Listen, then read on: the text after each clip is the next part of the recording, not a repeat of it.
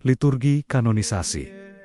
Dulu dan sekarang, hari Minggu, 7 September 2025, Paus Leo XIV akan mengkanonisasi orang kudus pertamanya sejak terpilih sebagai Paus, yaitu Beato Carlo Acutis, wafat 2006, dan Beato Pier Giorgio Frassati, wafat 1925. Dalam kesempatan ini, kami membagikan beberapa catatan liturgis mengenai upacara resmi ketika Gereja Katolik menyatakan seseorang sebagai santo, kanonisasi, sebelum Konsili Vatikan II. Sebelum adanya pembaruan liturgi yang lahir dari Konsili Vatikan II, tata upacara kanonisasi pada dasarnya memiliki unsur-unsur yang sama seperti sekarang, yakni: pertama, pujian litani para kudus; kedua, nyanyian Veni Creator; ketiga, proklamasi formula kanonisasi oleh Paus. Namun, ada satu perbedaan penting. Dahulu permohonan untuk kanonisasi diulangi sebanyak 3 kali, yakni sebelum litani para kudus, sebelum Veni Creator, sebelum formula kanonisasi. Selain itu, upacara kanonisasi dilaksanakan sebelum perayaan Ekaristi, bukan di dalamnya. Paus pun tidak mengenakan kasula, melainkan mengenakan mantel liturgis kepausan atau pallium. Sesungguhnya, para paus biasanya memulai masa pontifikat mereka dengan menggunakan tata liturgi kanonisasi yang sudah ditetapkan oleh para pendahulunya. Perubahan baru diperkenalkan kemudian di tengah perjalanan kepausan mereka. Paus Benediktus XVI pada awal pontifikatnya menggunakan tata upacara yang telah ditetapkan oleh Paus Yohanes Paulus II. Namun, kemudian ia melakukan sedikit penyesuaian. Tata upacara yang disetujui oleh Benediktus XVI itu kemudian juga dimodifikasi oleh Paus Fransiskus, ritus yang dipakai oleh Benediktus XVI dan Fransiskus.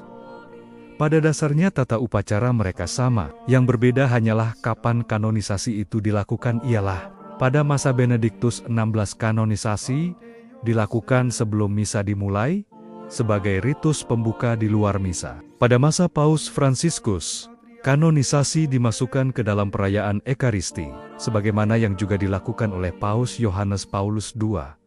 Dengan demikian, Fransiskus sebenarnya mengembalikan tata cara itu pada bentuk yang ada di masa Yohanes Paulus II. Inilah bentuk ritus kanonisasi yang berlaku sekarang. Karena itu, besar kemungkinan perayaan kanonisasi hari Minggu ini akan berlangsung dengan tata cara yang sama seperti yang dilakukan di penghujung masa kepausan Paus Fransiskus, ritus kanonisasi yang berlaku saat ini. Menurut tata upacara yang ditetapkan Paus Fransiskus, ritus kanonisasi kini dilaksanakan dalam perayaan Ekaristi, tepatnya sebelum ritus tobat, setelah salam pembuka damai sertamu, dilantunkanlah Madah Veni Creator. Sesudah selesai, postulator atau pemohon proses kanonisasi bersama Kardinal Prefek Dikasteri. Untuk penggelaran orang kudus maju ke hadapan takhta Paus, Kardinal Prefek memohon kepada Paus agar Beato atau Beata dikanonisasi, lalu dibacakan riwayat hidup vita dari calon kudus tersebut. Setelah pembacaan vita selesai, Paus mengajak umat berdoa, kemudian dinyanyikan litani para kudus, yang diakhiri dengan doa dari Bapa Suci.